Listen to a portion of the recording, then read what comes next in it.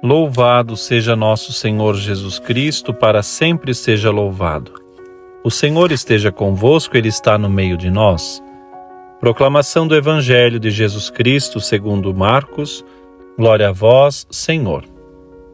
Naquele tempo, Jesus voltou para casa com os seus discípulos, e de novo se reuniu tanta gente que eles nem sequer podiam comer. Quando souberam disso, os parentes de Jesus saíram para agarrá-lo, porque diziam que estava fora de si. Os mestres da lei, que tinham vindo de Jerusalém, diziam que ele estava possuído por Beelzebu, e que pelo príncipe dos demônios ele expulsava os demônios. Então Jesus os chamou e falou-lhes em parábolas. Como é que Satanás pode expulsar a Satanás? Se um reino se divide contra si mesmo, ele não poderá manter-se. Se uma família se divide contra si mesma, ela não poderá manter-se. Assim, se Satanás se levanta contra si mesmo e se divide, não poderá sobreviver, mas será destruído. Ninguém pode entrar na casa de um homem forte para roubar seus bens sem antes o amarrar. Só depois poderá saquear a sua casa. Em verdade vos digo, tudo será perdoado aos homens, tanto os pecados como qualquer blasfêmia que tiverem dito. Mas quem blasfemar contra o Espírito Santo nunca será perdoado. Será culpado de um pecado eterno. Jesus falou isso porque diziam: ele está possuído por um espírito mau. Nisso chegaram sua mãe e seus irmãos. Eles ficaram do lado de fora e mandaram chamá-lo. Havia uma multidão sentada ao redor. Então lhe disseram: tua mãe e teus irmãos estão lá fora à tua procura. Ele respondeu: quem é minha mãe e quem são meus irmãos? E olhando para os que estavam sentados ao seu redor, disse: aqui estão minha mãe e meus irmãos. Quem faz a vontade de Deus, esse é meu irmão, minha mãe. Este é meu irmão, minha irmã e minha mãe. Palavra da salvação. Glória a vós, Senhor. Meu irmão, minha irmã, o Senhor nos visita neste domingo, o 10º domingo do tempo comum, do ano B, com esta linda passagem do Evangelho de Marcos. Junto desta passagem também se proclama na liturgia de hoje, deste final de semana, o texto do Gênesis, quando logo após a criação do mundo, depois do pecado original, o Senhor se dirige a Adão e lhe pergunta: por onde estás, Adão? Aonde te encontras, ó homem? É uma pergunta para nós que tantas vezes nos colocamos no comodismo, na frieza, na autossuficiência. E eis que o Senhor então envergonhado, eis que então o homem envergonhado do Senhor Deus, o Criador, Adão, portanto, se esconde nu. E escondido de Deus atrás das moitas que a vida lhe oferece, tenta disfarçar a própria nudez.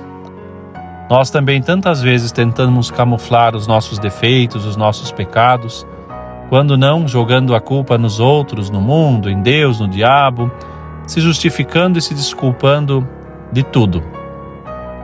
Nos seria muito mais útil, coerente, maduro, se nós abríssemos o coração e cantássemos com o salmista, se levardes em conta as nossas faltas, quem poderá subsistir? Mas em vós, Senhor, encontra-se o perdão, por isso eu vos temo e em vós espero. O Senhor nos espera, Ele quer nos perdoar. Mas a Ele precisamos nos dirigir com quem tem o desejo de realmente encontrar-se com Cristo. E não julgar que a fidelidade é motivo de loucura. O Senhor, que estava cumprindo fielmente a vontade do Pai, no primeiro momento do Evangelho foi tido como um maluco, como um perturbado. Ele está sem juízo e por isso que está fazendo essas coisas. Um outro grupo dos escribas, incrédulos e perversos, e sem poder negar tudo o que Jesus fazia, não querendo então reconhecer a divindade de nosso Senhor, vão dizer que ele está fazendo isso por influência de Beelzebu. E nosso Senhor coloca as coisas no lugar.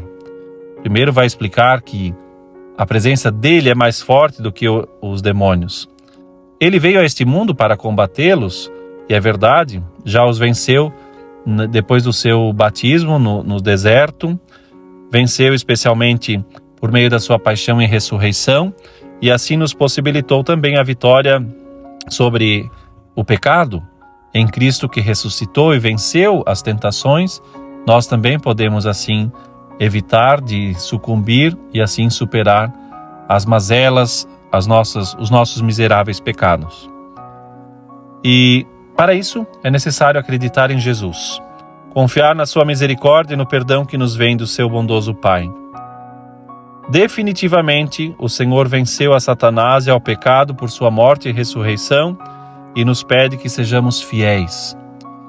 Às vezes, ser fiel também nos causará ser chamado de maluco, de estar fora de si, estar perdido de juízo só porque vamos à missa, porque rezamos, porque guardamos a castidade, porque procuramos viver de modo ordenado.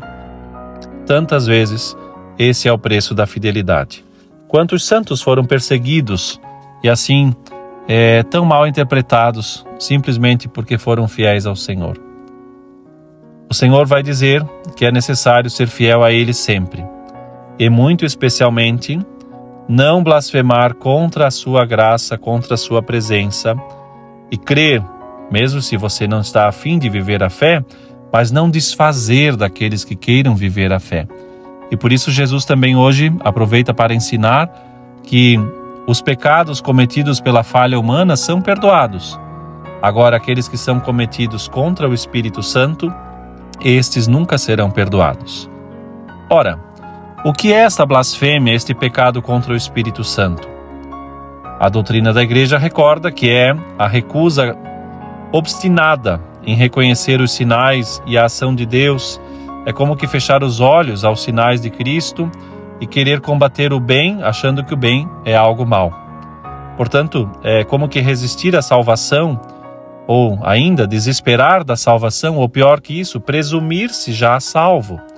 E assim, então, obstinadamente recusar o amor divino e, é claro, também as suas exigências. De modo que o pecado contra o Espírito Santo é como que uma cegueira consciente, é uma mentira da qual se está convencido e se professa assim vivamente, mesmo sabendo que aquilo é um mal, a pessoa procura assim viver. Sabendo da verdade, ela recusa plenamente a verdade.